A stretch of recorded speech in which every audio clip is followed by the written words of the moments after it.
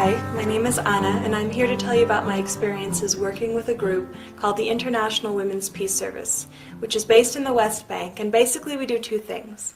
First of all, we're there to document human rights abuses in the region, and second of all, we're there to support nonviolent resistance to the occupation. And I'll be telling you more about what this occupation looks like in the presentation, but before I do so, just a little bit about myself. I'm a Jewish American, and I originally got into this work when I was living in Turkey, and I would take trips through the Middle East during my vacations. I was in Iran, in Syria, and Lebanon, and along my way I was taken in by families, many of them Palestinian refugees, and through my friendships with these people that I met along the way, I began to hear for the first time a whole different sort of version of the history and present of Israel and Palestine, utterly different from anything that I'd ever learned growing up as a Jewish American. And I was very disturbed, alarmed by what I heard. I didn't believe it. I thought it was all propaganda. But it sort of planted a seed, and I began to do some of my own research and eventually decided to go to Palestine to see with my own eyes what was happening. And that's when I took my first trip to Palestine. And that's what I'd like to tell you about, is what I found when I got there. I'm not here to give sort of a sweeping analysis of the entire history of the conflict. I'm not here to give every single perspective on the issue. I'm here to give my perspective as a Jewish American who spent 5 months working in the West Bank. Now, when I first got to Palestine, there were of course many sort of surprises along the way, but one of the first ones was just aesthetically the way Palestine looked. I guess I'd imagined the Middle East to be sort of rolling sand dunes, barren desert land, and when I got there I realized that Palestine was actually very beautiful. This is a picture showing Palestine in the springtime. You can see how fertile and green the land is. But beyond showing how beautiful it is, I actually think that this photograph captures what I have come to believe is really at the heart of the Israel-Palestine conflict. A lot of people have sort of a perception of this issue as being kind of an age-old rivalry between Jews and Muslims, something that's been going on for thousands of years and will continue for thousands more because at its heart are these sort of deep religious differences. And one of the first realizations that I came to when I got to Palestine was that for the most part, this really is not a war about religion. This is a war about land, about water, about resources. And I hope that my reasons for coming to those conclusions will be clear in this presentation. Now, to get you oriented, here's a map of the Middle East. Israel and Palestine are located in the Middle East. That tiny little purple and white sliver there, here's a larger version of that map, and the beige areas in this map indicate the de facto internationally recognized borders of the State of Israel. Meanwhile, the pink areas on the right and left are the two land masses making up the Palestinian territories occupied in 1967. And they are on the left, the Gaza Strip, and on the right, the West Bank. And I was living in a town, in a village in the West Bank, and the photographs and stories from this presentation were taken from the West Bank. So, as I said, these are known as the occupied Palestinian territories. Occupied, what does that word mean, right? Well, the purpose of my presentation is to tell you about this occupation. And the first part of my talk is just explaining the structures of the occupation. What is it composed of? I'll be talking about restricted movement, checkpoints and roadblocks. I'll be talking about settlements and outposts. I'll be talking about the wall. And I'll be talking about imprisonment. And once we have sort of a general understanding about what the system itself looks like, I'll be talking about how are people reacting? How are people resisting? And the next part of my talk then will be about resistance. I'll be talking about everyday nonviolent resistance. I'll be talking in particular about demonstrations. And I have a section as well on Israeli activism. So to get started with restricted movement. In the Palestinian territories, there are both Palestinians and Israelis living there, but they use different roads. There are Palestinian roads, there are Israeli roads. Palestinian roads tend to be older, often even unusable like the one you see in this photograph. Israeli roads tend to be more modern, constructed by the Israeli government for Israeli citizens living in these territories, and they might be sort of 4-lane highways like the one you see in this photograph. Palestinians are not allowed to use the Israeli roads unless they're able to obtain a kind of permit, in which case they might be able to use, say, a certain section of a certain road, but in all other cases the roads are segregated. Palestinians and Israelis use different colored license plates. Palestinian cars have green or white colored plates. Meanwhile, Israeli cars have yellow colored plates. And this is so it's easy to see from afar whether a vehicle is carrying Palestinians or Israelis. And it also makes it easier for the soldiers who are manning the area to monitor who is using which road. So for example, here you can see an army jeep pulling over all green or white plated vehicles to the side of a road. Meanwhile, all yellow plated vehicles are allowed to pass by unhindered on the left. And this is called a checkpoint. And checkpoints are a major institution in the occupation. They are essentially barriers manned by soldiers or border police that are used to control Palestinian pedestrian or vehicular movement. And the idea behind a checkpoint is more or less what you might experience like at a border crossing, where you go, you stand in line, you show your ID, you answer a couple of questions, maybe open up your bag. One of the main differences with checkpoints in the Palestinian territories, as you can see from this map of the permanent checkpoints installed in the West Bank, those little blue things, is that the vast majority of these checkpoints are not located around the border of the West Bank, but actually the vast majority of them are located internally within the Palestinian territories, namely most of them between Palestinian towns and villages.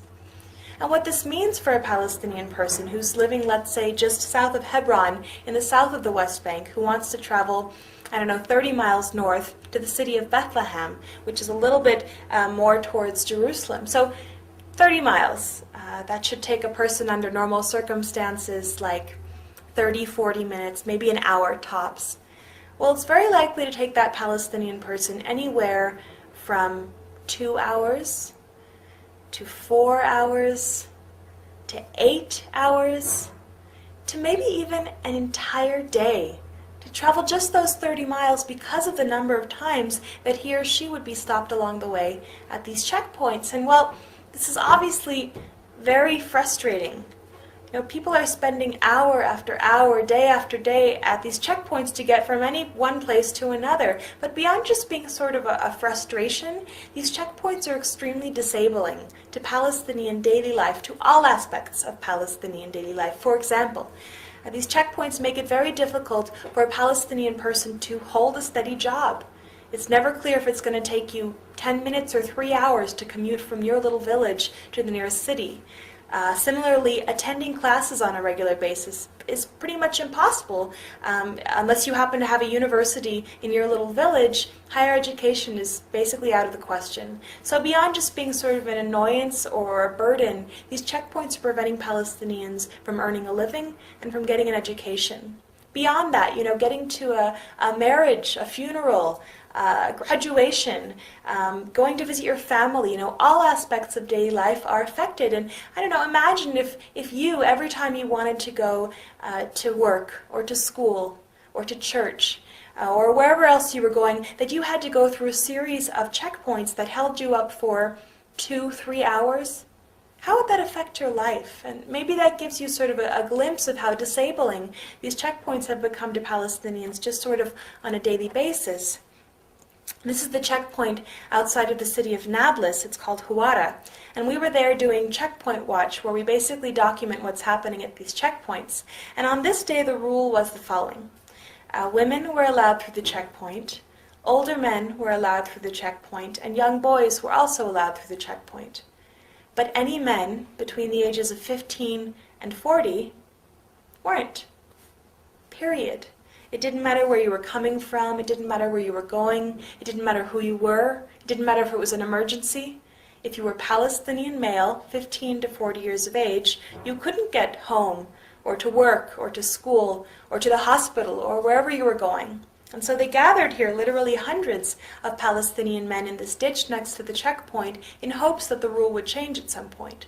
And at one point I saw 2 of them go off to the side with trash bags, frantically trying to fill them up. And I asked them, "Why are you suddenly picking up trash?" And they told me that the soldiers had actually given them the trash bags and told them that if they were able to fill up their trash bags with trash, then that they would be allowed through the checkpoint.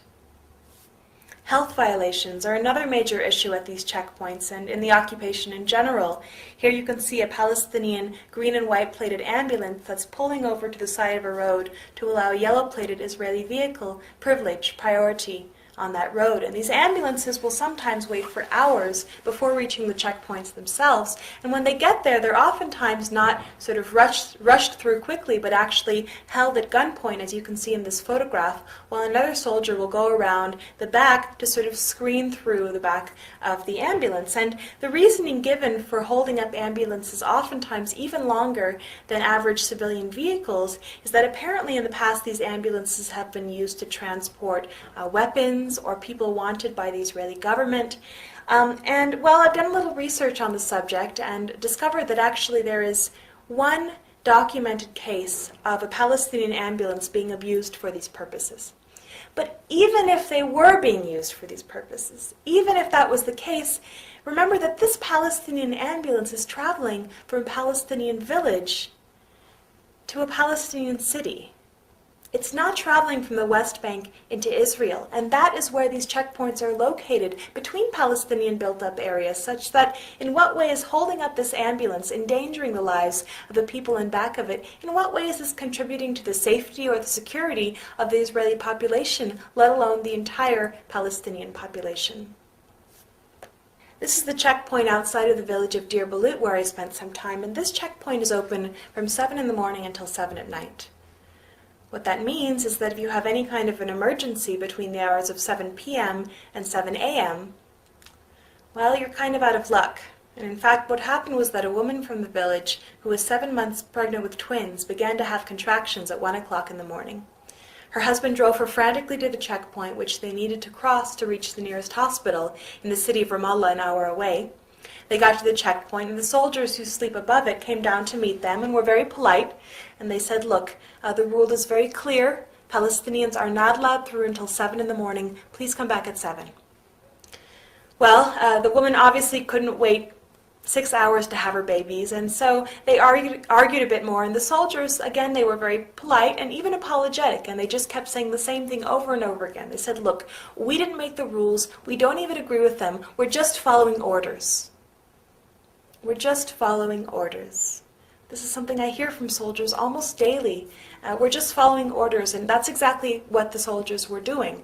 At that point, the husband decided to call an ambulance to come from Ramallah City, an hour away, to the checkpoint, so that all it would take would be for his wife to walk by foot from her own vehicle across the checkpoint to the ambulance. Ambulance arrives an hour later, and the soldiers come down shaking their heads, and they say, look, it doesn't matter if you're going by foot or by car, you're still Palestinian, it's still the middle of the night, you still can't cross. At that point, they're sort of tearing their hair out, and the husband decides to call all of his friends, and he, like many Palestinians, had actually worked in Israel, speaks Hebrew, and was able to contact an Israeli friend that had a connection to the army that was high enough such that they were able to get this woman permission to cross the checkpoint and to get to the hospital. The soldiers allowed her through. They wouldn't allow her husband to go with her. She got to the ambulance and immediately began to give birth to the twins. And the twins were born, both of them alive and basically healthy, except of course that they were 2 months premature. And because they were premature, they were in desperate need of hospital attention. And because they were an hour away on a bumpy road in the middle of the night, having waited almost 2 hours at the checkpoint, they weren't able to reach the hospital in time. And because of this, both of this woman's babies died. And I tell this story not because it's heartbreaking and not because I'm trying to demonize these soldiers. Look, I believe in the Nuremberg principles, that people are responsible for their actions even if they are following orders. That said, what I think is the greatest crime of all is not so much the acts of the individual soldiers who might be nicer or meaner, but the system itself. The fact that things are structured this way such that there are even soldiers there to begin with who control whether or not a person can go to the hospital. That to me is the greatest crime. Like I said, this is the checkpoint outside of the village of Deir Balut. The village itself is sort of over to the left of the photograph, and there is a direct road from the village to the checkpoint, but villagers aren't allowed to use it. And that's because there's something called roadblocks on it. And roadblocks are, like you see here, often concrete cubes placed on Palestinian roads to prevent Palestinians from being able to use their vehicles on their roads. So what these roadblocks mean, for example, for the village of Deir Balut, is that instead of taking a half-mile paved road from their village to the checkpoint every morning on their way to work or to school, they have to take a 3-mile unpaved detour all the way around through the countryside to reach the exact same spot. What does this mean for them? More time, more stress, more wear and tear on their vehicles, more money for gas. And again, this question of security, right? These institutions, the checkpoints, the roadblocks, are supposed to be there for the security and safety of the Israeli population, to prevent terrorism. In what way are these roadblocks securing anybody? Forcing Palestinians to take this long detour. How much is this about security, and how much is this about control? Some roadblocks are made with dirt, and you can see these villagers on the right here are coming home from work. They live on the other side of the roadblock, so what they have to do every morning is that they drive their cars to the roadblocks, park them, walk around by foot, and take a taxi the rest of the way to work or to school, and repeat the process coming home. So these roadblocks prevent something as basic as Palestinians taking their vehicles from their house to their work or to school. And finally, these roadblocks are extremely disabling to the Palestinian economy. As you can imagine, transporting goods from one end of the land to the other is not a trivial process given all of these checkpoints and roadblocks. So basically, a truck that's carrying Palestinian goods, when it reaches a roadblock, has to sort of turn around and back up against the roadblocks, get another vehicle to come from the other end and turn around and back up from that end. And somebody has to actually manually transport these goods from one end of the roadblock to the other, as you see in these photographs. And, well, the products are not always office equipment. They could be produce, perishables, things that go bad by the time they reach their destination, and they could be desperately needed medical supplies. Beyond just taking a long time, this whole process renders a lot of these Palestinian products much more expensive than they otherwise would be because of the extra manpower and vehicular power that's required to transport them. What happens then is that a lot of these Palestinian products end up being even more expensive than their Israeli counterparts, which are very easy to transport on the Israeli-only roads. What happens then, of course, is that the Palestinian market is then flooded with Israeli products, which Palestinians, many of them struggling to make ends meet, end up purchasing instead of supporting their own economy, supporting the very country that is occupying them. Settlements are the next part of my talk. Settlements in the territories are essentially communities of Jewish Israelis who are living on Palestinian land. And they may be sort of villages, towns, cities. Here's a rather large one near Bethlehem and Jerusalem. And again, all of this land here is Palestinian land. It belongs to the Palestinians. It's internationally recognized as Palestinian land. And yet there's this city that's been built on top of it that is exclusively for Jewish Israelis. Well, what does this mean? Who gets to live in that city? Well, I could live in that city, right? Because I'm Jewish. I would just have to fill out an application. I could move there next week if I wanted to. And yet the farmers, the Palestinians that own the land that the city was built on, aren't allowed to live in it. Now, this process is nothing new. It's happened throughout history, all over the world, and there's a name for it. It's called colonization. And it's interesting that in English and in Hebrew we have this kind of benign word, settlements, whereas in many languages, like French for example, these settlements are called colonies, and that's exactly what they are. And they are illegal according to international law, which prohibits an occupying power from transferring citizens from its own territory to the occupied territory, which is exactly what Israel's doing. Instead of working against the system, though, Israel actually promotes it, as you can see in this photograph, which shows a billboard on an Israeli-only road in the Palestinian territories, and it basically says, it's in Hebrew, it says, "Now more than ever," and underneath it says, basically, if you come to our community, to Ariel, which is a settlement, if you come to live in Ariel, you will be rewarded with 100,000 Israeli shekels. That's more than 20,000 US dollars. In other words, the Israeli government is actually paying its own citizens to move from Israel proper to the occupied territories to become part of the illegal occupying population.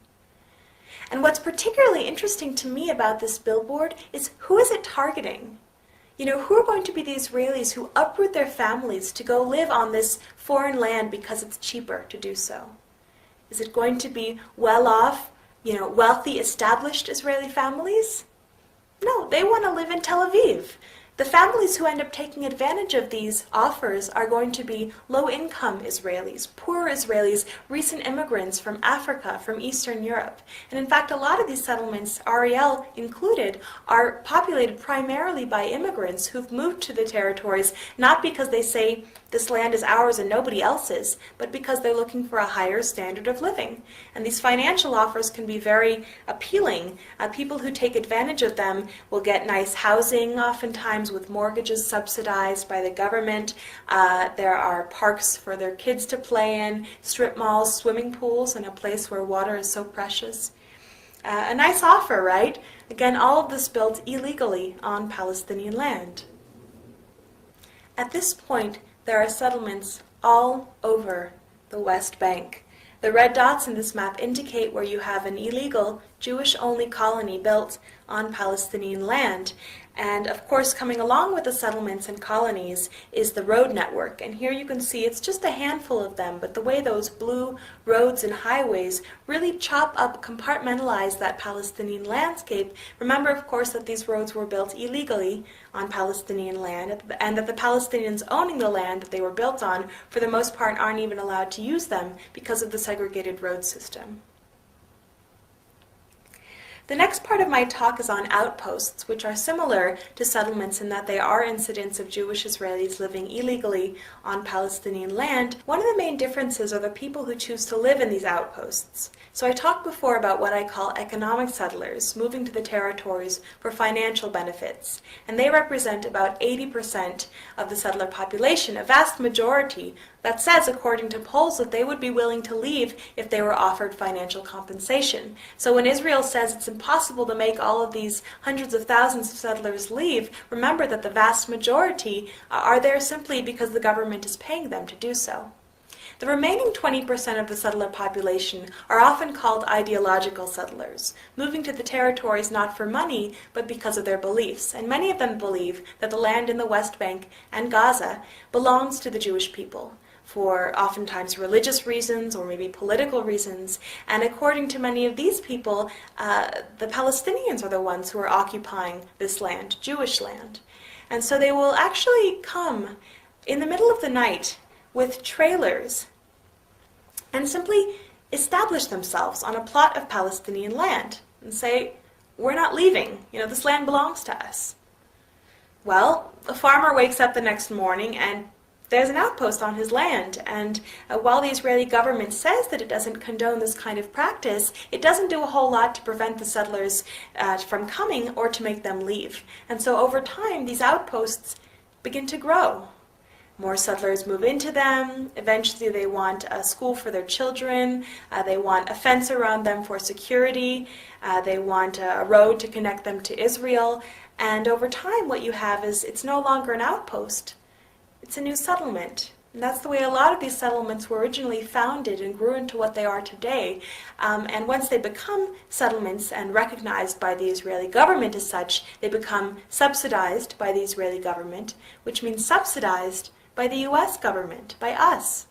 The U.S. government gives Israel between 3 and 5 billion American tax dollars every year. That's more than $10 million every single day. That is going towards upholding these illegal practices. And this may seem like something kind of on the other side of the world, has nothing to do with us as Americans, but we are the ones paying for this.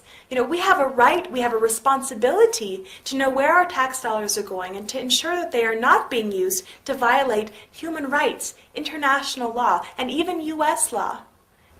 Here's a few pictures of outposts. This one is above the village of Yanun, and oftentimes they're placed on hilltops for sort of strategic reasons. Here's the village of Yanun, a Palestinian village of about 300 people. Here's one of the homes in the village, and again you can see up top there the outpost. And as I mentioned before, a lot of the settlers living in these outposts don't really think the Palestinians have any right to be where they are. And so they'll actually come down with large weapons even to try and threaten the villagers, to try to make them leave their homes and land. And here's a picture of one of these armed settlers that's come down to threaten a villager picking her olives. In the past, these settlers have beaten up numerous villagers. They've poked a young boy's eye out of his face. They've beaten an old woman with her walking stick. They've killed a villager. They've stolen olives. Keep in mind, of course, that Palestinians in this part of the world are not allowed to have any kind of weapons. Now, clearly, some Palestinians do manage to get weapons. We hear about it in the media, but the vast majority of Palestinians don't. They don't have anything to defend themselves with besides stones or their bodies. Meanwhile, Israeli soldiers and civilians, these settlers, are oftentimes carrying around these large weapons. So that's the kind of balance of power that you feel going into the territories. The settlers have burned the village generator, so that the Yanun villagers didn't have any more electricity. And this is the Yanun water source where settlers have come down. They've urinated in the water source. They've poisoned it with dead chickens, anything to try to make the villagers leave. And at the end of 2002, the village of Yanun came together to make a decision about this issue. And what they decided was that they were going to leave. They decided to abandon their ancestral homes and land because they felt so threatened by the settler presence. And one day they picked up and left, all 300 of them. Well, the international and Israeli peace communities heard about what had happened in Yanun and went to the villagers staying in a nearby town with an offer. And what we said was, if you choose to return to your homes and your land, we will commit to maintaining a constant presence of international and Israeli peace activists to live with you in your community for as long as you want us there. We will bear witness to these crimes. We will document them, try to get them into the media. We will stand beside you in solidarity should those settlers attack. And about a third of the villagers accepted our offer and have come back to their homes, almost up 100 of them. And living along with them now are these international and Israeli peace activists. And this is a picture of one of those activists. His name's David. He's a friend of mine. And David was actually the victim of a particularly brutal settler attack in which he was beaten to a pulp in his face, which shows that the settlers will attack not only Palestinians, but internationals and Israelis who are there in solidarity with those farmers. But David continues to do wonderful work in the Palestinian territories. He's recovering, and he is a citizen of Israel, a Jewish Israeli, and one of many Israeli activists that I've had the privilege to work with in Palestine. Now, it's very important for people to distinguish between what it means to be Jewish, someone from the Jewish religion or culture, like myself, what it means to be Israeli, a citizen of the state of Israel, and what it means to be a Zionist, someone who supports the idea of an exclusively Jewish state. These are three separate categories. There is some overlap, but they are not the same thing. It's very important to distinguish. There are Jewish people who are not Israeli, like myself. There are Israelis who are not Jewish. 20% of the Israeli population is Palestinian. There are Jews who are not Zionists. There are Zionists who are not Jewish. The increasingly influential Christian Zionist movement in this country. And it's very dangerous when these ideas become conflated because people start associating them as equal, such that people are afraid of standing up against what Israel's doing because they're afraid that would make them an anti-Semite or a Nazi or something. And it's absurd, it's crazy. You know, occupation and oppression have nothing to do with Judaism. And to criticize these things is not anti-Semitic. So it's important to keep these things separate in our minds. Here you can see a Jewish Israeli, a rabbi from a group called Rabbis for Human Rights, planting an olive tree alongside a Palestinian farmer. Here you can see an Israeli activist protesting the policies of her government alongside Palestinian colleagues in the resistance. In Israel, all Jewish men and women are required to serve in the military, but there have been thousands of Israelis that have stood up and said, we refuse to take part in this institution, and they're known as the refuseniks. And I have to say that in Israel there's a much higher tolerance for debate and dissent on this issue than you find in the United States. In Israeli newspapers, you'll find much more candid descriptions of the occupation than in U.S. mainstream newspapers, where sometimes it's even taboo to use the word occupation. But in Israel, actually, the majority of the people are opposed to the settlements and opposed to the occupation as it is right now. So a lot of times people in the United States feel like they have to support the Israeli government in order to support the Jewish people or the Israeli people. And they don't realize that just like in the United States, there are Americans that don't always support what part of their government may do. There are Israeli citizens that don't support the Israeli government. And actually, a very telling statistic shows that, that it is 5 times more likely for an Israeli soldier to commit suicide than to be killed in a terrorist attack.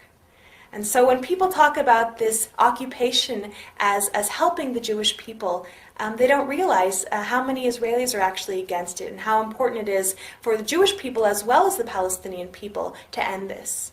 Refuseniks often suffer from discrimination within their own communities. I've known refuseniks that have been ostracized by their communities, even disinherited by their families, refuseniks that have gone to jail for what they believe, and refuseniks are ineligible for a number of jobs in Israel. So there's a whole slew of institutions built up to prevent Israelis from speaking out against what their government is doing. And yet they continue. Here's a Palestinian farmer picking olives with an Israeli activist in the olive harvest. I'd like to bring us back to the main outline. We've talked about restricted movement, we've talked about settlements and outposts, and down at the bottom there we've talked about Israeli activism. And I'd like to begin now talking about the wall before getting into imprisonment and, of course, resistance. So, the wall. This is a picture of the wall that Israel's building. That's me and a friend standing in front of it. And this is what it looks like in urban areas. It's 25-foot concrete. And oftentimes in the newspapers you'll find it's not called a wall. Instead they call it a security fence. And a lot of people really believe that this is a security means. It's to prevent terrorism. And I've talked to people who say, well, look, it's very sad to have a wall and everything, but we've been fighting for so long, and all we want is peace. And maybe if we just stick up a wall between the two sides, they'll stop fighting each other. They'll stop killing each other. Well, this is an interesting question, right? Does separation, does segregation bring peace? Also interesting is that a lot of the people that support the wall, it turns out, if you ask them, may not have ever actually seen a map of where the wall is being built. And this is really critical to understanding the intention behind and what the effects are actually going to be of this wall. So, if you were going to build a wall between your house and your neighbor's house, where would you build it? Along the property line, right? Or maybe a little bit on your territory. Well, take a look at where Israel is building this wall.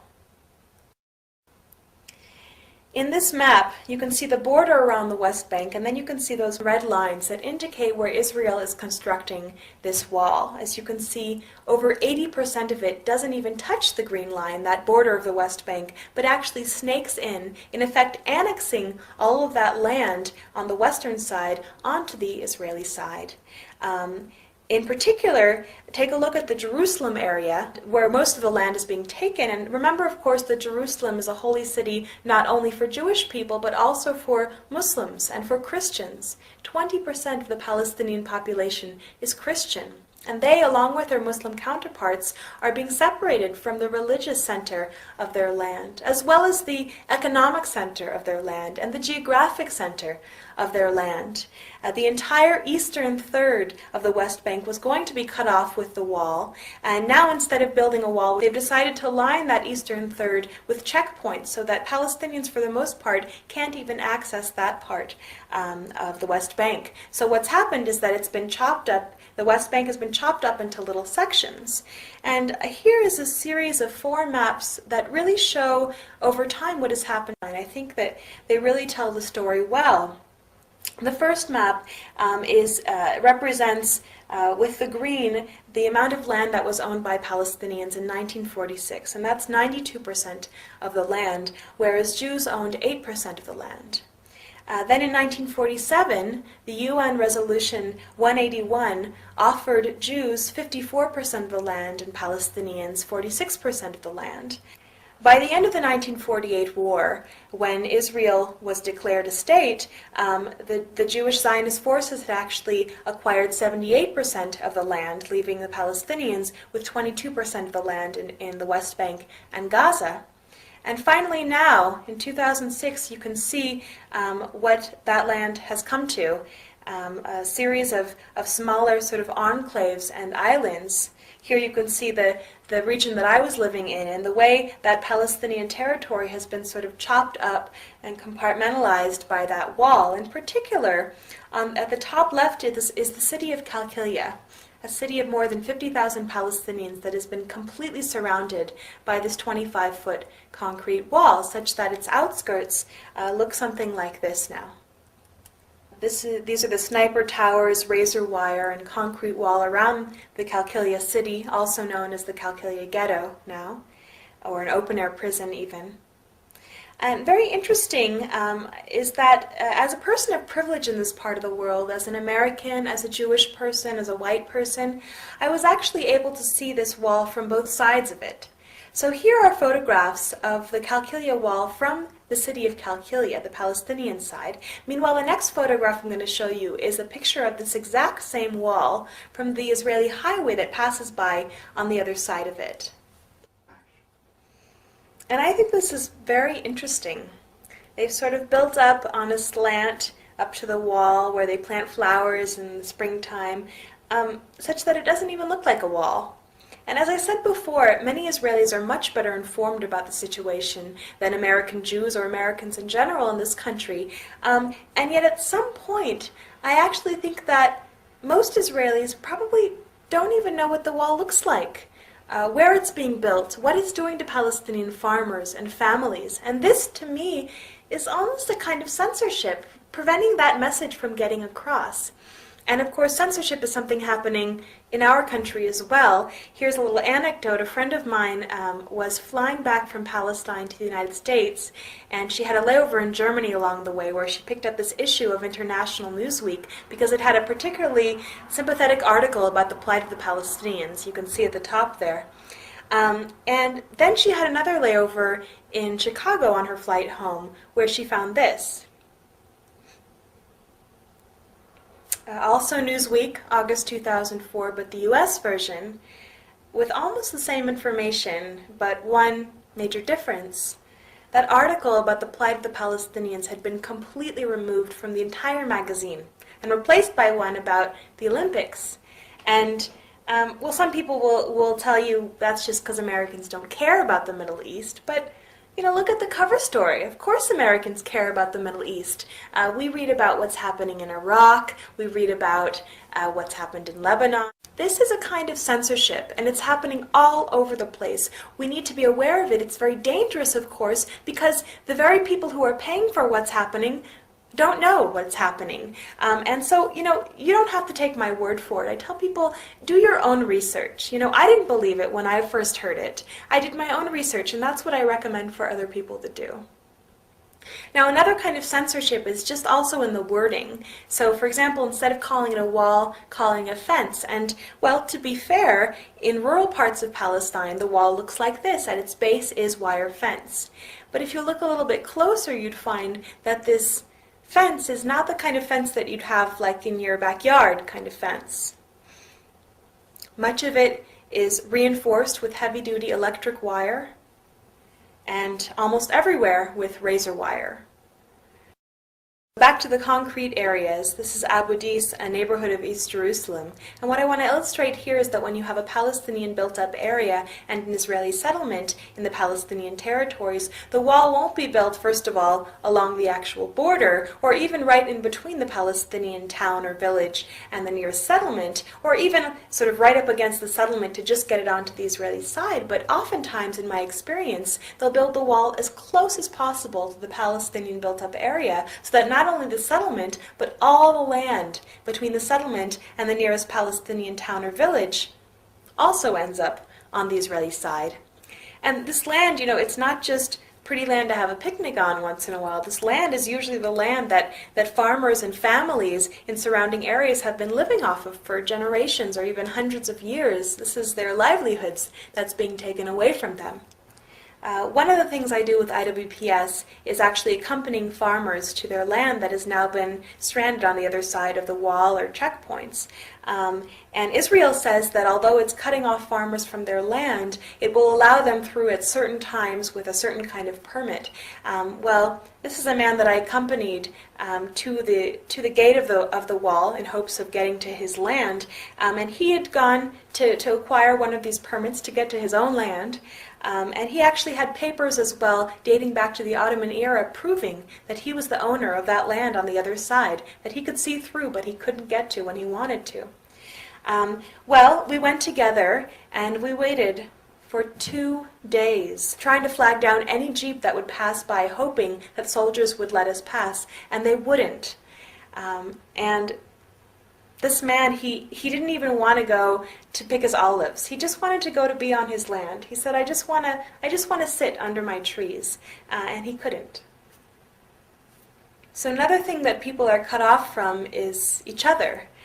So sometimes if you have a house on the outskirts of a village, because they build the wall right up against the village, that house will end up on the wrong side of the wall. And that's exactly what happened to my friend Munira, who lives in this house. In front of it, you can see that 25-foot concrete wall separating Munira and her husband and their 6 children from their village, from their community. Behind the house is another wall separating the family from the nearest settlement. And on the right and left sides of the house are 2 more fences separating the family from their own land that has been annexed by Israel. So Munira and her family are basically living in a kind of cage. Here's the gate to the cage. You can see it's manned by soldiers, so people who want to visit Munira, whom you can see in the back with one of her kids, have to sort of hope that the soldiers are in a good mood and will let them through. Munira at this point hardly dares to leave her cage because she and her husband have been served something called demolition papers, which means that the Israeli army actually intends to demolish their home. And many people actually consider Munira sort of lucky because oftentimes if a house is in the way of an expanding settlement or road or the wall, they won't bother building a whole fence around it and getting a soldier to come man it, but they'll actually bulldoze that house. And so Munira is actually afraid to leave her house for fear that she could come back and it would be gone, not that they wouldn't bulldoze a house with people there, which they've done in the past as well. But anyway, here's a picture of the family. That's Munira on the left, her husband Hani on the right, and one of their 6 children. Well, Hani and his family actually originally came to Massa, the village where he lives with Munira, in 1948 as refugees of the 1948 war. The majority of the people living on the land that the UN designated for a Jewish state in 1947, the majority of the people living there were not Jewish. And Zionist forces actually expelled 750,000 Palestinians from their homes to surrounding areas in the West Bank and Gaza and in the diaspora. And Hani and his family, for example, were homeless for 10 years before they were able to finally save up enough money to buy themselves some land and build themselves a home. Hani says that he built this home with his own hands for his family. So just to keep things in perspective, what this demolition order, what this wall, what this occupation, what these things are doing are threatening to make Hani and families like his refugees for the 2nd time in recent history. Keep in mind that 60% of the Palestinians living in the West Bank and Gaza are already refugees, having lost almost everything already. So keep that in mind when you hear people say things like, Palestinians just aren't willing to compromise. And I don't know about you, but looking at this family and all the Palestinians I worked with during my time in Palestine, what I kept thinking was just, how long can people live like this? You know, how long can people endure this kind of a system before rising up, standing up for their rights, resisting? Well, of course, the answer is that Palestinians are and have been resisting for a very long time. We hear about one kind of resistance, violent resistance, suicide bombers that kill innocent Israelis. And people are always asking me, Anna, why are Palestinians always resisting with bombs? Why are they always strapping bombs to themselves, trying to kill as many Israelis as possible? Why don't they use non-violent resistance, like Martin Luther King talked about, like Gandhi talked about? Where are those things happening? Well, the answer is that Palestinians are and have been using non-violent resistance, not just once in a while, not just here and there, but literally almost every second of almost every single day of their lives. Just think about it for a moment. Think about Munira and her family. Simply staying in their home. Simply saying, look, you've taken our land, you've taken our freedom, but you will not take our home, is a kind of resistance, and it is nonviolent. This is nonviolent resistance. Think about the villagers of Yanun who've come back to their homes and their land. They know that they could be beaten up, they know that they could even be killed by the settlers, but they also know that it is their right to be in their homes on their land, and they're coming back to defend that right.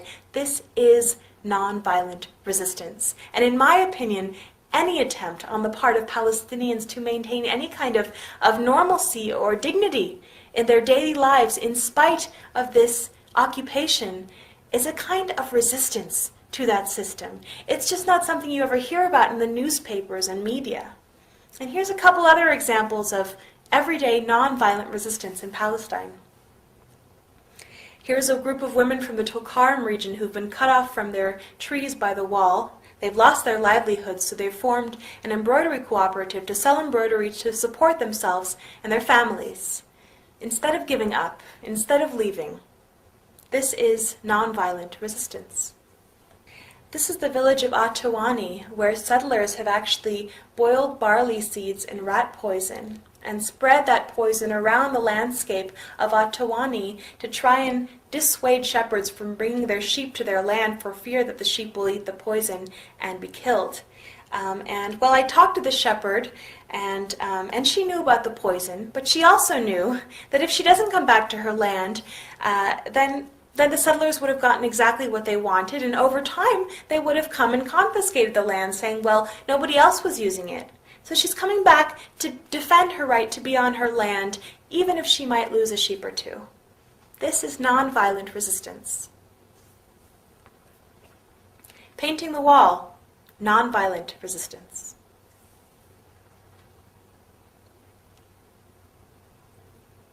Climbing the wall is nonviolent resistance. Here's a young boy who's building his own roadblock out of rocks and wire that he found in his village. And he told me, Anna, I'm going to build a roadblock so that the jeeps can't raid my village tonight. This is nonviolent resistance. And finally, demonstrations are a kind of resistance happening almost daily in Palestine. We just don't hear very much about them, where communities of Palestinians will march down to the land that is being threatened. Here you can see a farmer trying to explain to the soldiers that have been placed there to basically protect the bulldozers that are uprooting the trees. He's trying to explain to them that the trees being uprooted belong to him and his family and have for generations. This is something else you might see at a demonstration, Palestinians who've come together to pray on their land. And I find it particularly moving, given that for many of these Palestinians, this could be their last chance to ever be on their land. And they're choosing to spend these final moments together as a community, in silence, in worship on their land. Now, although most of these demonstrations are primarily peaceful, they are often met with a great deal of violence from the soldiers who throw tear gas or sound bombs. There are sometimes rubber bullets or even live ammunition used against nonviolent demonstrators. There is also sometimes violence from the Palestinian side. Here you can see a picture of a Palestinian boy who's picked up a stone and is throwing it at Israeli soldiers and jeeps at a demonstration. And I include it not because stone throwing has anything to do with my work with IWPS, it doesn't, but first of all because it is the reality. There are stones thrown at these demonstrations.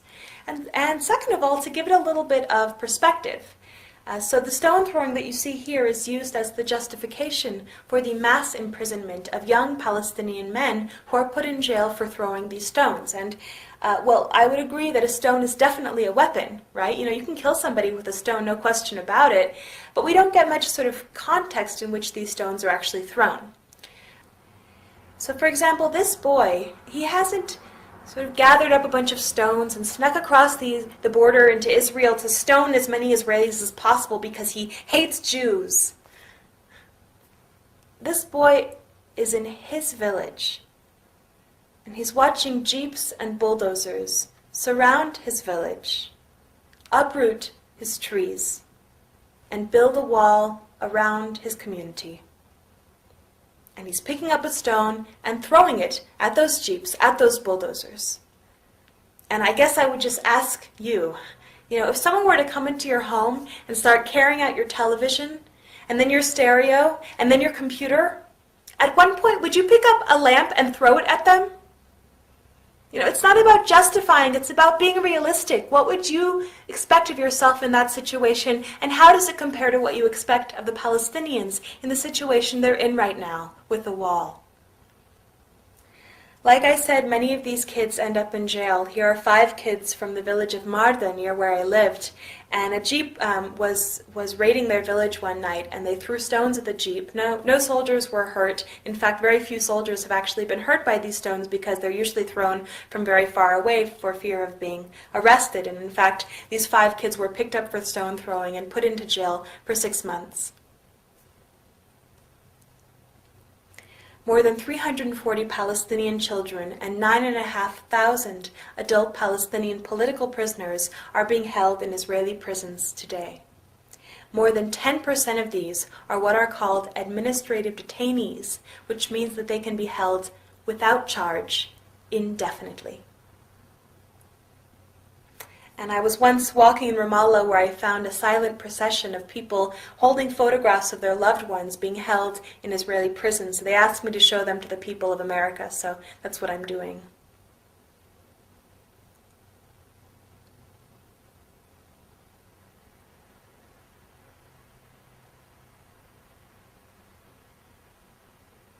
About 40% of the entire adult Palestinian male population in the occupied territories has been detained in Israeli detention.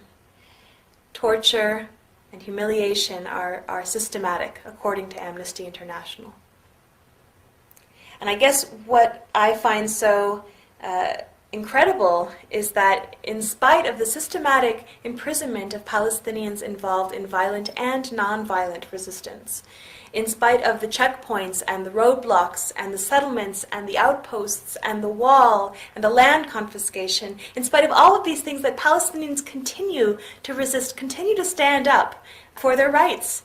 And the finale of my presentation is a slideshow of photographs that I and my colleagues took at demonstrations that I think sort of illustrates what I see as the incredible resilience and strength that remains with the Palestinian people. It is really this resilience and strength that gives me hope for the future, and that's why I'd like to share it with you now. Thank you.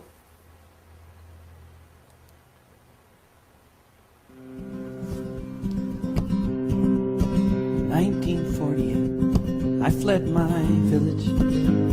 The Stern gang drove my family from the lands. We ran into the desert where I've spent these decades living by my hands. Life in Haifa wasn't easy, but so much better than this hellhole with the soldiers and barbed wire and the closures and the hunger, the humiliation and the checkpoints, the machine gun fire. And each day I wonder, after Haifa, the home that we abandoned when the Zionists had won, is there a family with a child?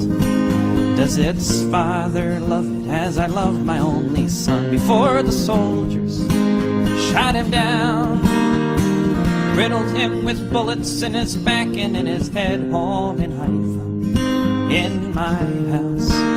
Does his father know the pain there is in an empty bed?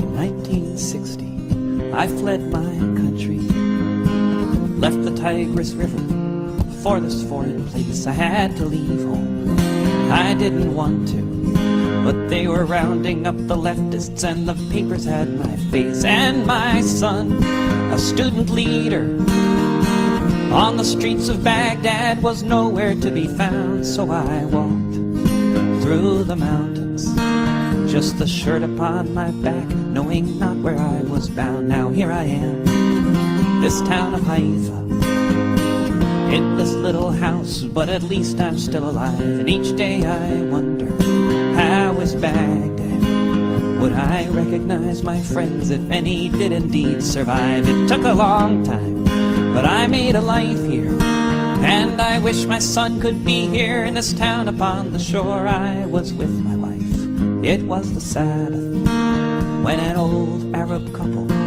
knocked upon our door.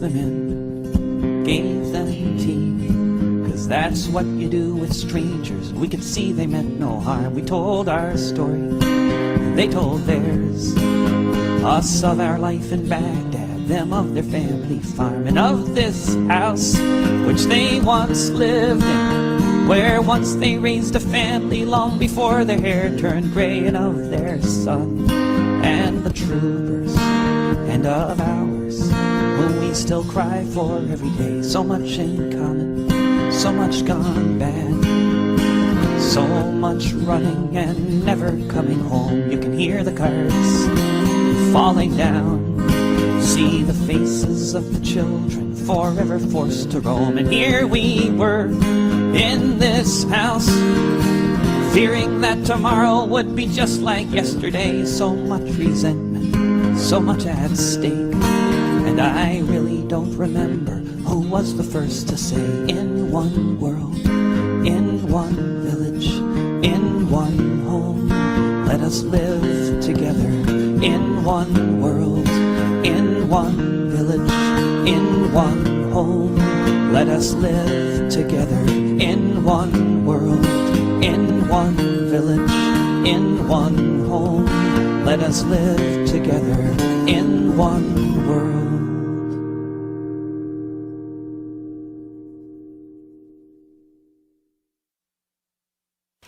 If you found this presentation moving, if it made you angry, I think that's good, I think that's appropriate, but it's not enough. Palestinians don't need more people feeling sorry for them. They need people to take action on this issue, and here are some ideas for taking action. First of all, do your own research. You don't have to take my word for it, but go beyond mainstream media sources. Go to Palestine or support somebody who is.